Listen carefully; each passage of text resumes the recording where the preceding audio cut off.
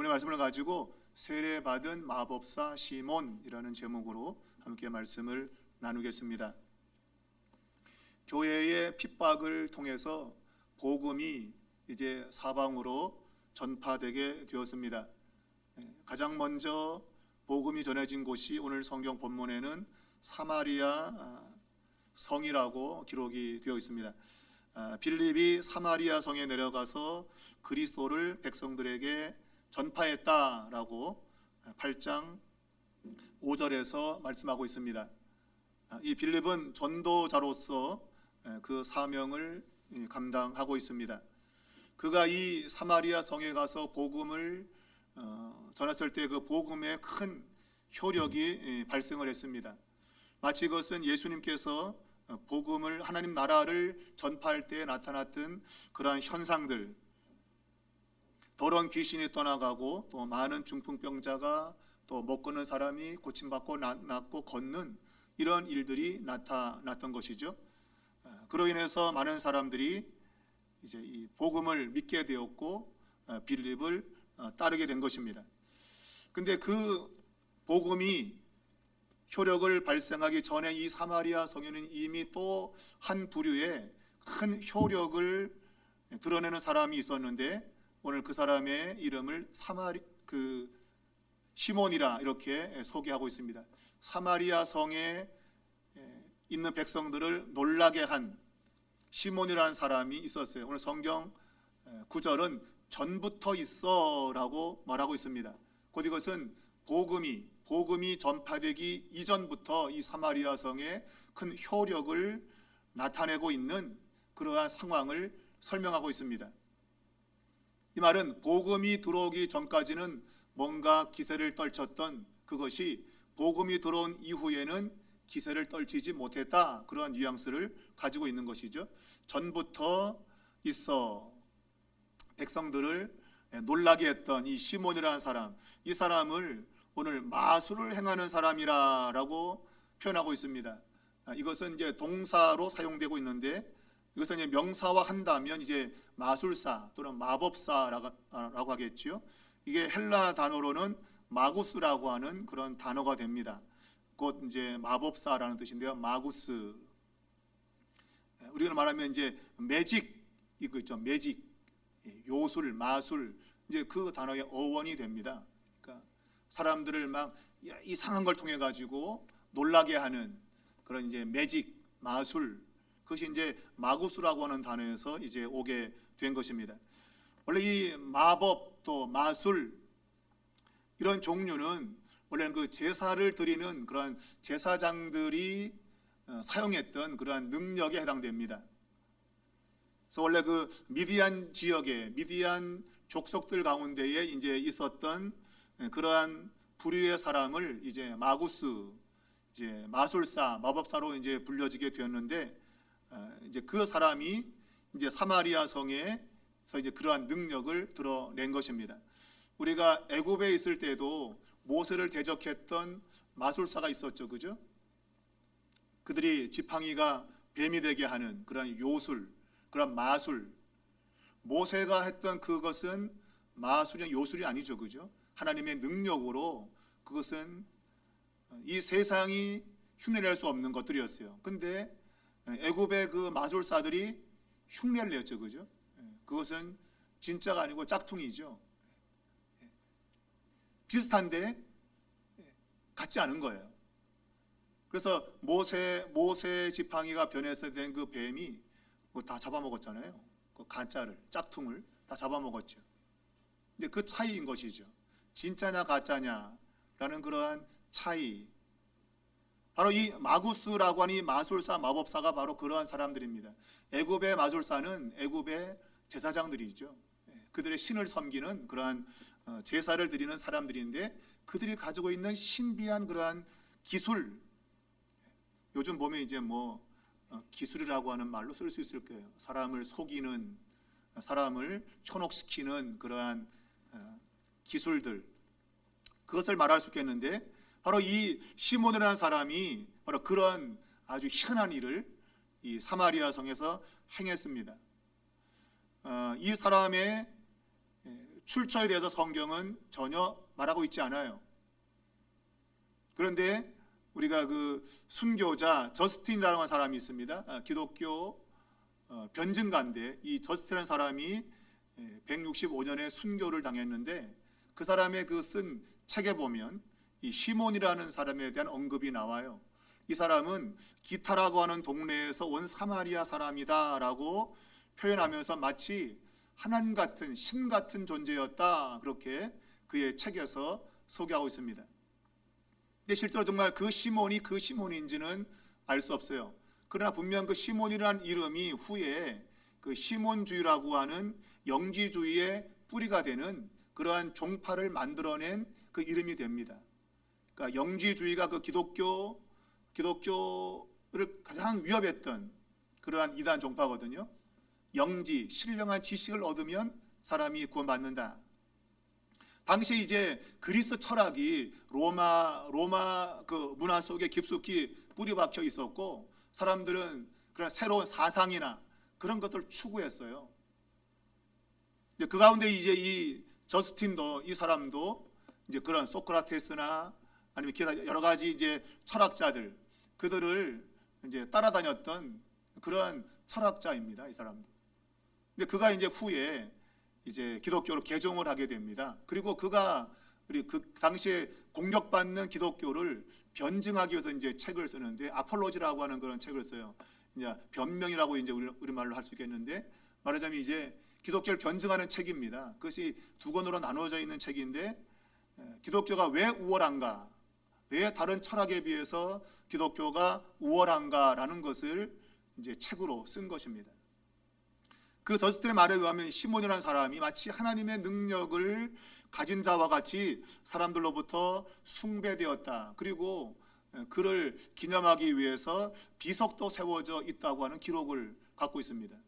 근데 아마 훗날 그 학자들은 그가 보았던 그 비문, 그 비석에 써 있는 글자를 잘못 읽어서 아마 그렇게 쓴 것으로 그렇게 이야기를 합니다. 그러니까 다른 것이었는데 그들 시몬으로 읽은 거죠. 그러니까 시몬이라는 글자가 아닌데 시몬이라는 글자를 잘못 읽고 이제 그렇게 하나님의 능력을 드러내는 신과 같은 존재로 아마 그가 책에 기록한 것 같다, 이제 그렇게 하는데, 어찌됐든 간에 이 저스틴이라는 사람이, 이 사람도 그 사마리아 출신입니다. 옛 고대 그 세겜 지역에 있었던 사마리아 출신이에요. 그러니까 그가 사마리아에 살면서 아마 들려오는 그런 여러 가지 그런 이야기들이 있지 않겠어요, 그죠? 자기가 살면서 들었던 이야기들, 그런 것들을 그의 책에 썼다고 보여지는데, 어찌됐든 간에 이 시몬이라는 사람이 사마리아 동네에서 많은 영향력을 끼쳤던 것만은 틀림없어요. 바로 그러한 사람들의 말 속에서 그런 것이 이제 전해 들려왔고, 그래서 훗날 이제 그 시몬 주례 갖고 이제 영지주의의 뿌리가 되는 그러한 이제 종파까지 이제 확장이 되어지는데, 어찌되었던 이 저스틴의 말에 의하면 이 시몬이 사마리아 그 지역에서 강력한 영향력을 행했던 것만은 틀림이 없습니다. 근데 이제 이 저스틴이 자기가 이제 그 변증을 하다 결국은 이제 165년에 순교를 당하게 됩니다. 그를 죽인, 이제 고발해서 죽인 학파가 이제 견유학파라는 학파인데, 이제 냉소주의라는, 냉소주의. 그러니까 말하면 이 세상에 막 화려한 문명 이런 것을 비웃는, 그러니까 냉소 그러면 이게 막 비웃는 웃음 그런 거잖아요, 그죠? 비웃는. 그러니까 세상에서 막 이렇게 문화적으로 발전된 걸 비웃고 금욕적이고 절제하는 그러한 것들을 이제 추구했던 학파입니다. 이제 견유학파인데, 이 학파가 이제 성경에 나오는 바울 시대에 한창 꽃을 피웠던 이제 스토아 학파로 이제 연결이 되는 거예요. 스토아주의, 이제 금욕주의죠. 금욕주의. 그게 이제 성경에 나오잖아요. 그 스토아 학파 이제 바울이 변론했던 내용도 사도행전에 이제 등장을 하게 되는데, 이제 뒤에 가면 나올 겁니다만은, 바로 이 견유학파에 의해서 고발을 당했어요. 그래서 결국은 이제 순교를 당하게 되는데, 당시 로마의 어떤 그런 것들을 말하자면 좀 어지럽힌다. 그래서 이제 모함을 쓰게 되고, 그래서 자신이 이제 그런 걸 이제 변증하다가 결국은 이제 순교를 당하게 됩니다. 어찌되었던 그 순교자 저스틴의 말에 의하면 이 시몬이라는 사람이 사마리아에서 아주 강력한 그런 힘을 드러냈던 그런 사람으로 보입니다. 또 전해주는 그런 그 위경이라는 것이 있어요. 위경, 우리가 정경이 들지 못하는 것 가운데 권위 있는 것이 이제 외경이라고 하는 것이 있는데, 이 외경은 우리 천주교에서는 그들이 정경으로 지금 넣고 있거든요. 근데 우리는 66권 외에는 정경으로 넣지 않아요. 근데 이 외경으로 알려진 그 책들을 천주교에서는 정경으로 인정하고 있어요. 그래서 여러분 공동 번역을 보면 이제 그 뒤에 보면 우리가 가지고 있지 않은 그 책이 그 뒤에 붙어 있죠. 그들은 이제 그 외경을 하나 이제 성경과 똑같은 권위로 인정을 하고 있어요. 근데 그것 말고 이제 위경이라는 것이에요. 위경. 이게 이제 가짜인 거죠. 위자가 이제 가짜 위자인데, 가짜로 쓴 책이라는 뜻이에요. 거기 보면 이제 베드로 행전이라는 게 있어요. 베드로 행전. 그러니까 이건 베드로가 쓴 게 아니고 베드로 이름을 빌려서 이제 누가 막 지어낸 이제 그런 책인 겁니다. 그 베드로 행전에 보게 되면 시몬이라는 사람이 나와요. 이 시몬이라는 사람이 로마에 있는 기독교인들을 막 거짓말로 타락시키는 그런 내용이 나와요. 그러다가 이제 베드로하고 이제 둘이 붙었는데 결국 이제 베드로에게 지게 되죠. 그런 내용이 이제 베드로 행전에 나오고 있어요. 그러니까 어찌됐든 그 시몬이라는 사람이 하여튼 그 당대 로마 사회에서도 알려져 있는 그러한 인물로 보여지고, 어쨌거나 지금 이 사마리아 성에서는 굉장히 영향력을 미쳤던 그런 사람으로 보이는 것이죠. 그래서 그 위경에조차도 이 시몬이라는 사람이 등장할 정도로 되어 있는 것이죠. 우리가 알듯이 시몬이라고 하는 그 이름도 아마 이 베드로라고 하는 것과 연관되잖아요. 시몬 베드로. 그런 의미로 아마 베드로 아마 그 행전이 아마 기록된 것 같아요. 두 명의 시몬이 싸우는 거죠. 그러니까 누가 진짜냐, 그런 걸 이제 사람들하고 이제 호기심을 자극하기 위해서 이제 베드로 행전 쓴 걸로 보이죠. 두 명의 시몬이 싸우는. 우리가 뒤에 이제 사도행전을 이제 들어가 보면 이제 그런 내용들이 나옵니다. 이제 똑같은 바울이 싸우는 내용이 나와요. 복음자는 진짜 바울하고 이제 다른 바울이 싸우는 그런 내용도 나오죠. 그러니까 당시에 그런 종류의 책들이 있는 거예요. 누가 진짜냐라는 것을 가려내기 위한 그러한 일들이 있었다는 것을 우리가 볼 수 있어요. 어찌되었던 이 사람은 굉장히 사마리아 성에서 영향을 끼쳤던 사람임에 틀림없습니다. 그런데 그러한 자리, 시몬이 꽉 잡아놓은 그런 자리를 오늘 본문에 나오는 빌립이라는 사람이 깨트려버리고 그 힘을 이제 자기에게로 가져온 것이죠. 빌립이 가졌다보다도 그가 전하는 복음, 결국 이제 예수 그리스도죠. 예수 그리스도에게로 그걸 옮겨오게 만든 거예요. 그 쉬운 일이 아닌데, 근데 복음이 그만한 능력이 있었던 거죠. 그러니까 사마리아 성 사람들을 완전히 그냥 통째로 떠다 그냥 일로 옮긴 거죠. 마치 그것은 복음서에 나오는 세례 요한을 따르던 제자들이 예수님께 몰려가는 뭐 그런 것과 비슷하죠. 그때 이제 세례 요한이 두어라, 그는 흥하겠고 나는 망해야 된다, 쇠야 된다, 그런 말을 했는데 어찌됐든 그런 거예요. 이게 그런 이동의 움직임이 나타난 거죠.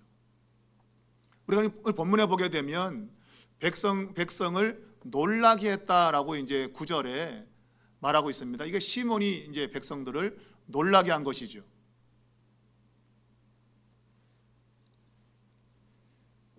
근데 13절에 보면 이제 시몬이 빌립이 전하는 복음 그리고 거기에 따르는 표적과 능력을 보고 놀랐다라고 되어 있어요.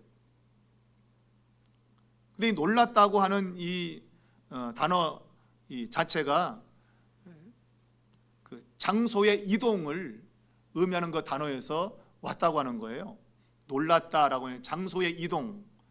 놀랐다는 말이 엑시스템이라고 하는 단어인데 이게 놀라다는 단어거든요. 근데 이게 이제 히스템이라고 하는 단어 그 앞에 이제 그 전치사 역할을 하는 그 접도가 붙어서 이제 놀라다가 된 거예요. 근데 히스템이라고 하는 것이 서게 하다, 두다라는 것에서 온 거예요.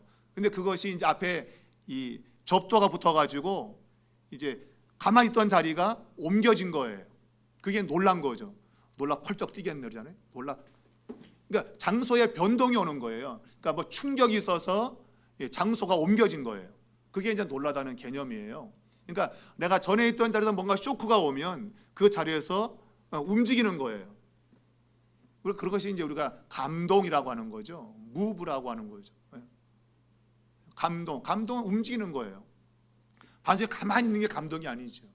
행동으로 나타나요. 감동은 뭐가 충격을 주는 거예요. 그러니까 이 놀랐다고 하는 건 가만히 있어 이게 아니고 행동이 바뀌는 거예요. 동작으로 나타나요. 그것이 이제 오늘 본문엔 놀랐기 때문에 따랐다라는 말로 나타나게 돼요. 따르는 거예요. 있던 자리에서 다른 방향으로 이동이 되는 거예요.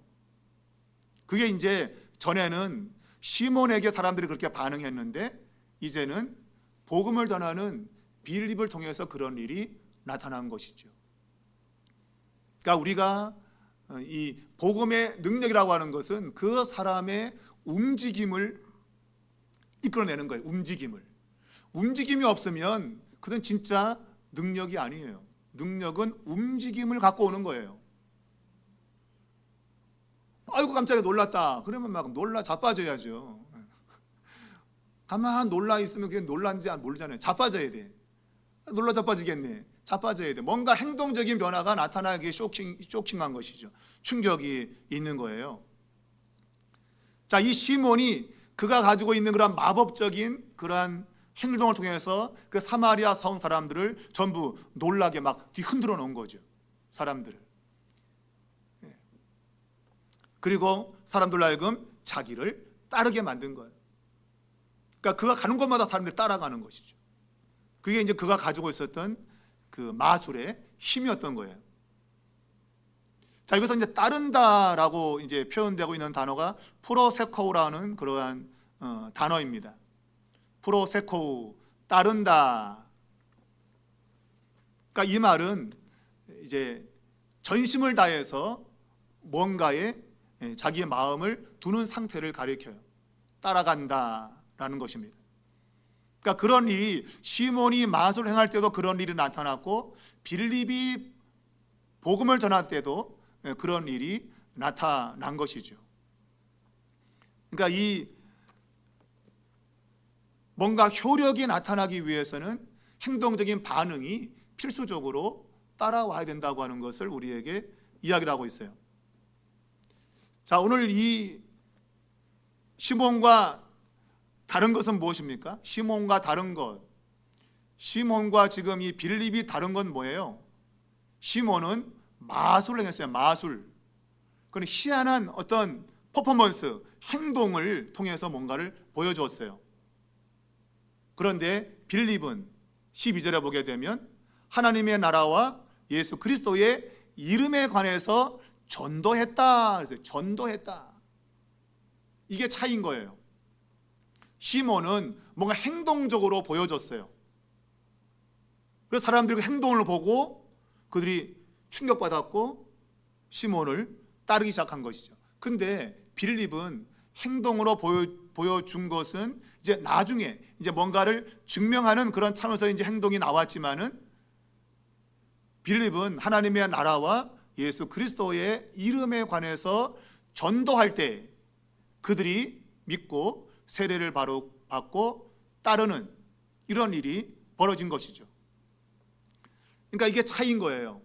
그러니까 이 마술은 행동적인 걸 통해서 사람들의 마음을 움직이고 그들의 행동을 유발했어요. 근데 복음은 그런 행동적인 것이 없는데도 불구하고 사람들의 마음이 움직이는 것이죠. 곧 하나님의 나라를 듣게 되어지고 예수 그리스도의 이름에 관해서 듣게 될 때, 그럴 때 그들이 이러한 변화가 나타나게 된 겁니다. 믿고 세례를 받는 이러한 일들이 나타났어요. 그리고 전심으로 빌립을 따라다녔다라는 것이죠. 따라다녔다. 이게 이제 시몬을 따르던 그 단어와 똑같은 단어입니다. 따랐다. 라고 하는 거예요. 그러니까 이 마술과 이 복음이 똑같은 현상을 드러낸 거예요. 따라가는 행동적인 것을 이끌어내었다, 그런 말이죠. 자, 이 복음이 전파되었을 때 사람들이 복음을 믿고 이제 믿는 자가 된 것이죠. 그러니까 이 전파된 말씀, 복음을 듣게 되어지면 거기에 반응은 믿음이라고 하는 거예요. 오늘 이제 말씀을 전했을 때에 그 반응으로 믿고라고 그랬죠, 그죠? 전도함을 그들이 믿고, 곧 전도의 반응은 믿음이에요.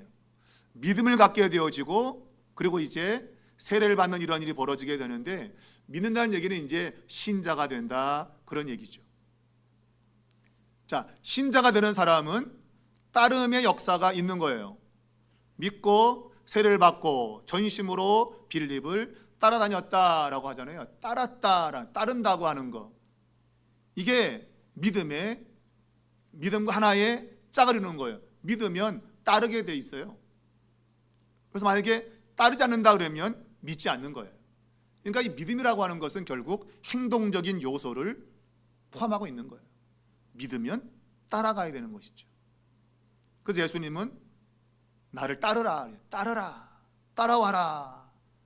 그러니까 믿으면 행동적으로 따르는 것이 나타나게 되어 있는 것이죠. 자, 이 시몬은 희한한 그러한 능력을 통해서 사람들을 놀라게 했고 그를 따르게 했어요. 근데 빌립은 복음을 통해서 이런 일을 나타낸 것이죠. 자, 그러면 이 믿음을 갖게 되는 성경이 말하고 있는 첫 번째 단계가 뭐냐? 그래서 말이 복음을 전하는 사람의 그 말이 사실이라는 것을 인식하게 될 때에 믿음으로 가게 되는 거예요. 저 말이 사실이다 라는 것이 믿어지지 않으면 절대로 믿을 수가 없지요. 근데 빌립이 복음을 전할 때 믿어졌다고 말하고 있어요. 믿어졌어요. 그것은 바로 이 복음 자체의 능력인 것이죠. 그러니까 빌립이 복음을 전할 때 그것이 믿어지게 되는 이러한 역사가 일어났다고 하는 거예요. 시몬은 뭔가 행동을 보여줬는데 복음은 형체가 없는데도 불구하고 그것이 사실이라고 믿어지는 거예요. 실제로 이 시몬이 했던 그 마술은 진짜가 아니죠. 그건 가짜입니다. 사람들의 눈을 현혹시키는 하나의 신비한 현상, 그건 진짜가 아니에요. 근데 진짜가 아닌 걸 보면서 사람들이 거기에 감동을 받고 쫓아가는 그런 일이 있다면 이 복음은 형체도 보이지 않지만 그 복음을 들었을 때에 거기에 반응하는 그것은 마치 보는 것 이상으로 그 능력이 있다고 하는 거예요. 그걸 지금 여기서 이 사도행전 기록하고 있는 누가가 드러내고 싶은 거예요. 형체도 보이지 않는 이 복음이 어떻게 사람을 변화시키는가, 그리고 눈에 보이는 이러한 현상들이 어떻게 잘못된 길로 갈 수 있는가, 그런 것들을 이제 보여주기 위한 것이죠.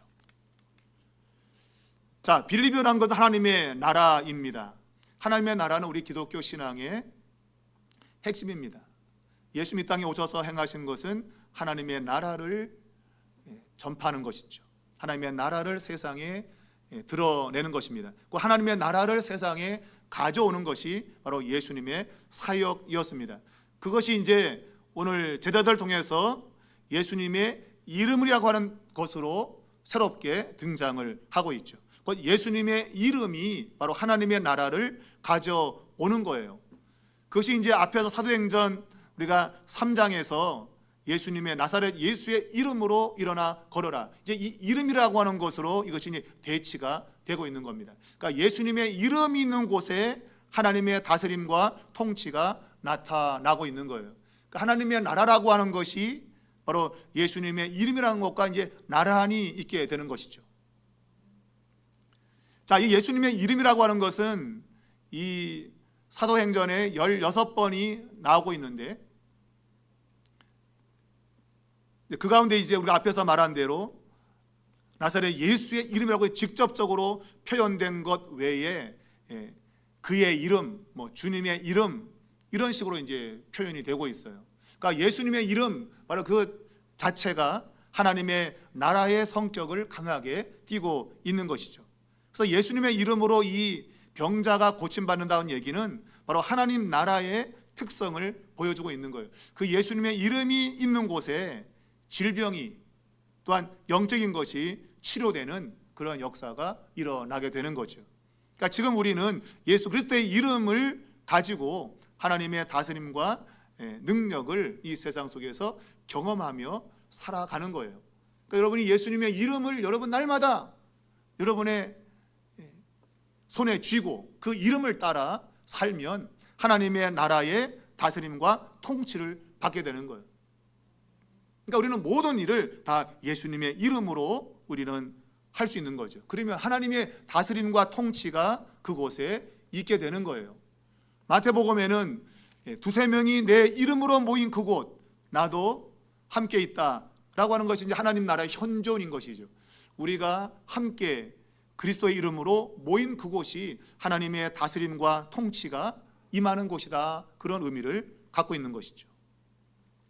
그래서 예수 믿는 사람들에게는 예수님의 이름이 불려지고 그리고 그분의 이름으로 세례를 받는 이런 일이 벌어지게 되는 것이죠. 자, 이 세례를 받았다라고 이제 오늘 본문이 이야기하고 있습니다. 이 세례라고 하는 것은 믿음의 표현이고 또 구원의 능력이 그에게 부여되었음을 시각적으로 보는 것입니다. 그러니까 그러한 눈으로 볼 수 있는 구원이 바로 이 세례를 받는 것이죠. 그러니까 우리가 예수를 믿을 때 이미 우리는 구원을 받아요. 근데 그 구원을 받았다고 하는 것의 표징, 그것이 이제 세례를 받는 것입니다. 자, 그래서 오늘 이 사마리아 성 사람들이 믿고 남녀가 다 세례를 받았다라고 되어 있습니다.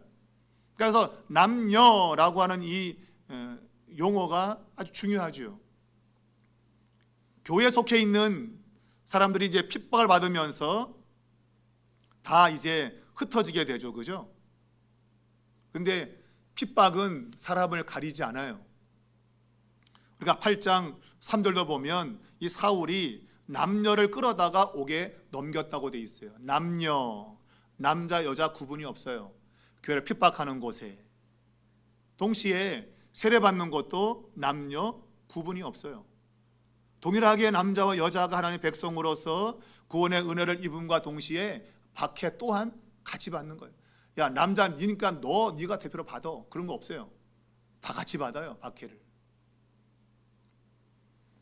그러니까 이것은 그 복음의 차별이 없음을 우리에게 분명히 일러주고 있죠. 다른 데서는 이런 게 잘 적용이 안 돼요. 근데 복음은 차별이 없다라는 것을 우리에게 이런 모습에서 일러주고 있어요. 핍박도 같이 받고 또한 세례도 구별 없이 남녀가 함께 다 동참하는 그런 것이 우리 기독교의 모습이다라고 말하고 있는 것이죠. 자, 이 메시지를 받아들인 사람, 이 믿은 사람들이 세례를 받게 됩니다. 자, 이 세례를 받은 이후에 나타나는 현상을 진심으로 따라다녔다라고 말하고 있잖아요, 그죠? 진심으로 따라다녔다. 이것이 우리말로는 그냥 진심이라는 것과 따라다니는 것이 분리된 것 같은데 이거는 한 단어로 표현되고 있는 겁니다. 프로스카르테레오라고 하는 단어인데 이게 이제 진심으로 따른다라는 것이에요. 그 의미는 뭔가 하면 머무른다, 충성한다라는 뜻입니다. 그러니까 뭔가 한 군데 진드건이 있는 거예요. 내가 결정하면 그 자리에 계속 머물러 있는 거예요. 그걸 다른 말로 충성이라고 그래요. 충성. 어떤 일에 내가 마음을 주면 이제 변동이 없어요. 바뀌는 게 없는 거예요. 그래서 신약 성경에 약 10번 정도 이제 이 단어가 사용되고 있는데 사도행전에 가장 많이 사용되고 있습니다. 10번 가운데 6번이 사도행전에 사용되고 있어요. 그러니까 이 사도행전이라고 하는 그 책 자체가 바로 그거죠. 예수 그리스도에게 끝까지 붙어 있는 사람들의 행동을 보여주고 있는 거예요. 그래서 사도행전 10장 7절에 보게 되면 고넬료의 하인을 베드로에게 보내서 이제 복음을 듣게 되는 그런 내용이 있는데 여기서 이제 이 하인으로 표현된 것이 바로 이제 머무른다라고 하는 이 단어죠. 진심으로 따르는 자, 그게 하인이에요. 그냥 아랫사람이 하인이 아니에요. 내 밑에 누구 있다 그 하인이 아니고 그를 주인으로 삼으면 이제 바뀌지 않는 거예요. 그게 이제 고넬료 하인이라고 하는 그 단어에 들어있어요. 고넬료 집에 있는 그 하인은 고넬료를 주인으로 믿고 이제 변동이 없다, 그거예요. 아주 충성된 사람들을 가리키고 있어요. 그리고 오늘 본문에 사용된 바로 여기에 이제 진심으로 전심으로 따른다, 요게 이 단어가 사용되고 있고, 또 사도행전 1장 14절에 성령 받기 위해서 기도하라고 주님이 말씀했잖아요, 그죠? 그래서 성령 받기 위해서 기도한다고 할 때 그 기도에 힘쓴다고 하는 그 단어, 그것이 바로 머무르면서 계속 자리를 떠나지 않는 바로 그런 의미로 사용된 단어입니다. 또 사도행전 2장 42절에 교제하며 떡을 떼며 기도하기를 전혀 힘썼다, 똑같이 힘썼다고 하는 이 단어가 바로 똑같은 단어예요. 전심으로 따른다는 단어입니다. 그러니까 머물러서 충성한다. 그러니까 서로 떡을 떼고 교제하는 거에 힘을 쓴 거예요. 거기에 온 힘을 다 기울인 거고, 또 기도하는 것에 힘을 썼다, 그 얘기죠. 또 사도행전 2장 46절에 성전에 모이기를 힘쓴다. 여기서 이제 이 힘쓴다는 단어도 똑같은 단어예요. 따른다는 단어입니다. 그러니까 모이기를 아주 그냥 모임에 생명 거는 거예요. 그냥 뭐라 그러면 그냥 즉다같이 모여야 되는 거예요. 그것이 믿고 세례받은 사람들의 특징인 것이죠. 또 사도행전 6장 4절에 사도들이 교회에 이제 여러 가지 그 구제일로 인해서 문제가 생기니까, 야, 사람을 세우자. 우리가 이거 딱 관여하니까 우리가 기도도 못 하겠고 말씀을 전하지도 못 하겠고, 그래서 사람을 세우자. 그래서 이제 7명의 집사를 세웠다고 말하잖아요. 거기서 말하는 이제 기도와 복음 전파에 힘쓰자라고 할 때 힘쓰는 거, 사도들이 기도하는 일과 말씀 전하는 그 일, 거기에 완전 올인하는 거, 바로 그 단어가 여기에 사용된 단어예요. 그러니까 뭔가 한 가지를 딱 정해놓고 거기 그냥 모든 걸 다 쏟아붓는 겁니다. 그것이 세례를 믿고 세례를 받은 사람들의 특징인 거예요. 그러니까 변동이 없어요. 거기 한번 마음을 딱 주면 이제 옮기는 게 없는 거예요. 말하자면 놀라서 내가 아이고 하고 이제 옮겨 놓으면 그 자리에서 이제 더 이상 이제 옮기는 게 없는 거예요. 외부에 아무리 충격이 와도 더 이상 이제는 움직인 게 없을 때, 그것이 이제 전심으로 따른다는 의미를 갖고 있는 거예요. 한번 내가 이동한 자리, 그 자리에서 이제 변동이 없는 거예요. 여러분은 어때요? 옮겼다가 또 옛날로 또 아유 가고 싶은 마음이 있지 않아요? 이리 흔들 저리 흔들. 아우 나도 옛날이 좋았는데 아유 그때 참 놀 때 좋았어 막, 그리고 옛날이 그리워지고 막, 그냥 또 이 세상 사는 사람들의 방식이 막 좋아 보이고, 내가 주를 위해서 헌신하는 것들이 너무 고생스러운 것 같고, 그래서 나 여기를 좀 잠시 벗어나 볼까, 그래서 그런 마음이 들지 않아요? 오늘 믿고 세례를 받은 사람들은 그런 모습이 절대 있을 수 없는 거예요. 전심으로 내가 이제 머무를 자리가 탁 정해진 겁니다. 이탈할 수 없어요. 그게 이제 사도행전에 사용된 그 용어적 의미인 것입니다. 자, 오늘 시몬이 그도 역시도 이제 믿고 세례를 받았겠죠. 시몬도 믿고 세례를 받은 후에 전심으로 빌립을 따라다녔다. 그러니까 시몬도 사마리아 일반 성에 있던 사람들과도 똑같은 모습을 보인 거예요. 그런데 오늘 그에게 한 가지 또 다른 특징을 말하고 있어요. 그게 뭐예요? 그 나타나는 표적과 큰 능력을 보고 놀랐다라고 돼 있어요. 놀랐다. 이게 이제 11절에 마술의 사람들이 놀라서 그들이 시몬을 따랐던 그 내용과 똑같은 거지요. 그러니까 원래는 이 복음, 이 말씀, 그것에 놀라가지고 빌립을 따라가야 되는데 외형적으로는 이제 믿었어, 나 세례 받았어 하지만 실제로 가만 들여다보니까 그 나타나는 표적과 그 능력을 보고 그는 놀란 거예요. 그러니까 계속 그 표적과 능력을 바라보고 있는 거예요. 그러니까 복음이라고 하는 것으로 겉은 이렇게 꾸며져 있지만 실제로 그 속마음은 표적과 능력에 눈을 두고 있는 거예요. 겉으로는 일반적인 믿고 세례받는 그런 모습으로 나타나고 있지만 그러나 그의 속은 표적과 큰 능력에 그의 마음이 지금 움직이고 있는 거죠. 야, 저 신비한 능력, 마치 내가 전에 마술사를 행했던 그런 능력보다 어찌 보면 더 뛰어난 그런 능력에 초점을 두고 있는 거예요. 그러니까 뭔가 지금 약간 이제 이상한 행동이 나타나고 있는 거죠. 그러니까 이제 이 시몬은 그가 가지고 있는 그 믿음이 진짜 믿음이 아닌 걸로 이제 판명이 되게 됩니다. 그래서 학자들은 이 시몬의 믿음은 거짓 믿음이었다 이렇게 해석하는 분들이 있습니다. 그러나 실제로 외형적으로는 그가 믿고 세례받는 그 일에 사용된 용어가 일반적인 사마리아 사람들이 가졌던 것과 똑같은 방식임을 성경이 말하고 있거든요. 전혀 외적으로는 차이가 전혀 없어요. 그런데 나쁘게 말하는 사람들은 그가 믿은 채 했다, 믿은 채 했다 그렇게 주장하는 사람이 있어요. 우리 장로교를 만들어낸 칼빈의 입장, 그의 책에 보게 되면 그는 중간적 입장을 취하고 있습니다. 그러니까 이 사람의 눈에 이 믿음은 보이지 않는데 근데 그것을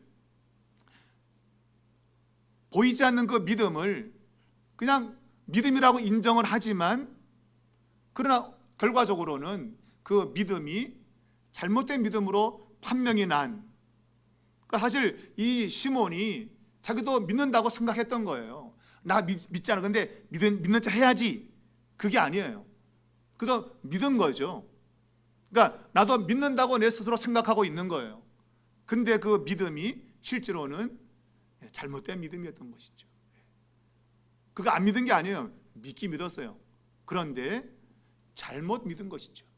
자기 스스로는 올바로 믿고 있다고 생각했지만 그러나 그것을 잘못 믿은 것으로 칼빈은 해석을 합니다. 그러니까 원래 난 믿지 않아서 근데 믿는 채 해야지 그런 게 아니고 믿었는데 그런데 그것을 올바르게 믿지 못했다 그렇게 칼빈은 해석을 하고 있습니다. 왜냐하면 흐름적으로 보면 시몬의 그 믿음을 부정할 만한 근거가 없어요. 그러니까 외형적으로 그는 정말 믿은 걸로 보이는 것이죠. 그런데 그가 믿은 그 믿음이 이제 뒤에 그의 행동을 보게 되면 이 사람이 뭔가 잘못 믿고 있구나라는 것을 알게 된다고 하는 거예요. 우리가 요한복음 2장 23절 이하에 보면 예수님께서 그 6월절에 이제 예루살렘에 올라가셨잖아요. 거기 이제 성전 청결 사건이 요한복음에는 제일 앞에 나와 있어요. 원래 성전 청결 사건은 저 뒤에 예수 십자가에 죽으시기 바로 그 앞에 나오게 되는데 요한복음은 맨 앞에 기록되어 있어요. 2장이 기록되어 있어요. 성전 청결 사건이. 자, 그 예루살렘에 예수님께서 올라오셨을 때에 많은 사람들이 예수님이 행하시는 표적을 보고 그의 이름을 믿었다고 요한복음은 기록하고 있어요. 그러니까 예수님이 보여주었던 표적, 그걸 보고 예수님의 이름을 믿었다고 되어 있어요. 그러니까 표적을 보고 믿은 거예요. 표적. 그런데 성경이 이렇게 말하고 있어요. 예수는 그의 몸을 그들에게 의탁하지 아니하셨다. 왜냐하면 그는 친히 모든 사람을 아시기 때문이다 라고 했어요. 이 말은 나 믿어요 라고 사람들이 말했는데 예수님은 그의 마음을 들여다본 거죠.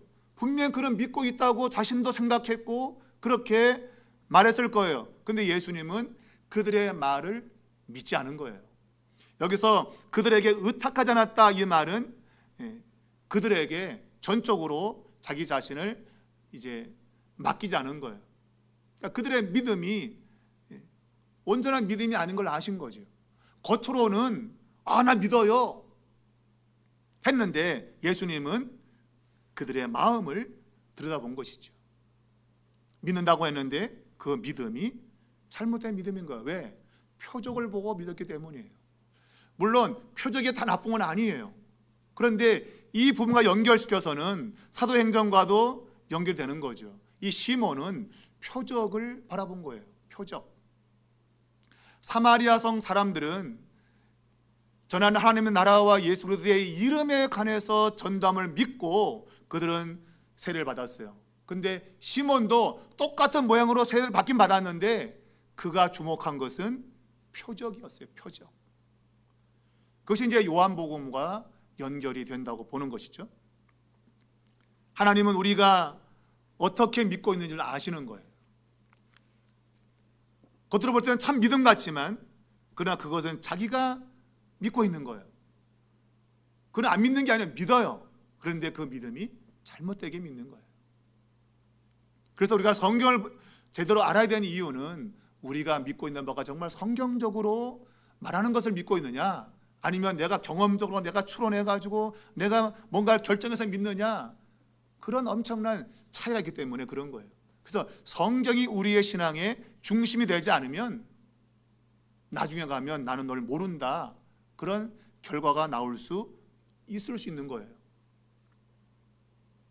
자, 오늘 이 본문에 보면 이 기적에 의존하는 그 믿음, 예수는 요한복음에서 기적을 통해서 믿는 그 믿음에 별 가치를 두지 않았어요. 고백해도 그들에게 의탁하지 않았어요. 그들을 신뢰하지 않았다 그 얘기예요. 아, 믿어요 주님 해도 난 안 믿어 너, 그렇게 말한 거랑 똑같은 거죠. 그러니까 기적에 의해서 뭔가를 믿는다고 말하는 것에 큰 가치를 두지 않아요. 자, 오늘 본문에 보게 되면 이 믿음의 대상, 도대체 무엇을 믿는지에 대한 그런 부분이 이 시몬에게는 정확하지가 않아요. 곧 하나님의 나라, 예수님의 이름에 대한 이 부분이 강조되어 있지 않아요. 사마리아 사람들은 대부분 다 그걸 강조했고 그걸 믿고 세례를 받았어요. 그런데 빌립은 그게 아니고 표적에도 관심을 두었던 것이죠. 똑같이 믿고 세례받는 그 틈에 있지만, 그러나 이 시몬의 관점은 표적이었던 거예요. 표적, 희한한 능력, 거기에 초점을 두었던 겁니다. 그래서 그가 본 그 표적 때문에 그는 완전히 거기에 소위 말하면 매력을 느낀 거죠. 매력. 야, 여기 뭔가 있네. 자기는 가짜였는데 야, 여기 뭔가 있다. 가짜가 진짜를 만나니까 여기 뭐 진짜 있는 것 같다. 거기에 이제 매료가 된 것이죠. 결국 그는 이 복음에 완전하게 헌신하기보다도 그가 전에 행했던 마술, 그걸로 사람들을 놀랬던 그런 경험이 그대로 이제 여기서 투영되면서, 야, 저거 내가 했던 것보다 좀 더 뛰어난 저걸 내가 가져오면 야, 내 사업은 훨씬 잘 될 거야, 그렇게 생각했던 거예요. 그게 이제 13절 이하부터 나오는 그의 반응인 것입니다. 그러니까 우리가 양쪽으로, 외적으로는 어떤 놀랍고 막 그러고 그리고 신앙도 고백하고 세례도 받지만, 그러나 실제로 내적인 그런 변화는 가져오지 못하고 있는 거예요. 외적으로 나타나는 그러한 모습이 실제로는 전부가 아닌 것이죠. 그 내면의 거듭남, 중생, 그러한 질적인 변화, 이런 것이 없다면 의미가 없는 거예요. 그래서 우리의 구원이라고 하는 것은 우리의 전인적인 거듭남이 있지 않고 단순히 입술로만 믿어요, 그리고 뭐 헌신해요 라고 하는 그런 것, 그렇게 중요한 것이 아니에요. 전인격적인 변화, 내적인 거듭남, 이것이 필요한데 그것은 오직 하나님의 말씀으로 거듭나는 거예요.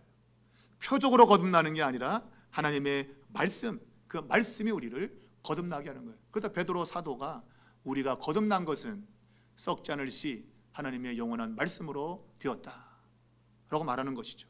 자, 이 시몬은 말씀의 초점이 아니에요.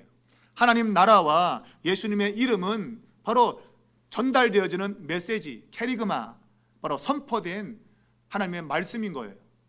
근데 그걸로 거듭난 게 아니고 그는 눈에 보이는 현상, 그런 것들로 잠시 마음이 그냥 움직인 것이죠. 그것은 거듭남으로 이어지지 못했던 거예요.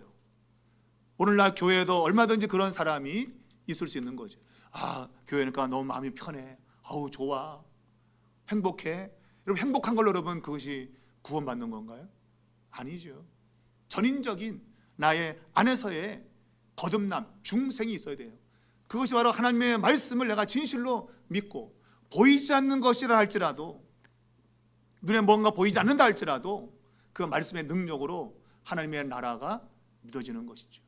주님이 다스리고 통치하심이, 이 눈에 보이지 않는 하나님의 나라가 믿어지는 거예요. 그 전적으로 이것은 하나님의 은혜의 선물인 것이죠. 여러분, 믿어지는 걸 하나님의 은혜의 선물입니다. 여러분, 내가 아무리 너가 믿어야지 한다고 믿어지는 게 아니에요. 여러분, 그게 진짜 하나님께서 선택한 은혜 주기로 작정한 자들에게 이러한 믿음의 역사가 일어나고 있어요. 이 시몬은 외형적으로는 정말 믿는 사람 같았어요. 또 그 자신도 믿었다고 생각했어요. 그런데 그의 마지막을 보게 되면 그는 결국 자신을 위한 사람이었어요. 자기의 사업에 좀 도움되고자 좀 더 희한한 것들을 찾았던 그런 사람에 불과한 것입니다. 교회는 죄를 용서받고 새로 거듭난 하나님의 자녀가 되는 곳입니다.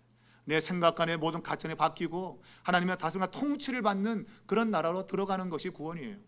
단지 내가 뭔가 신경을 내가 얻어가지고 내 사업 잘 되고 내 삶이 잘 되고, 그거하고는 전혀 무관합니다. 여러분, 그걸 기억한다면 오늘 하나님 말씀에 귀를 기울여야 돼요. 그 말씀이 나를 그렇게 만드는 거예요. 우리 삼일교회가 하나님 말씀의 능력을 믿고 그 말씀에 아멘해서 진정으로 하나님의 이 표적과 능력이, 곧 변화의 능력이 내 삶에 나타나는 그러한 삶이 될 수 있길 바랍니다.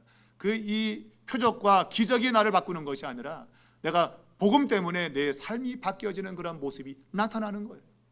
그것이 바로 이 누가가 이 사도행전을 기록하면서 우리에게 주는 중요한 메시지다.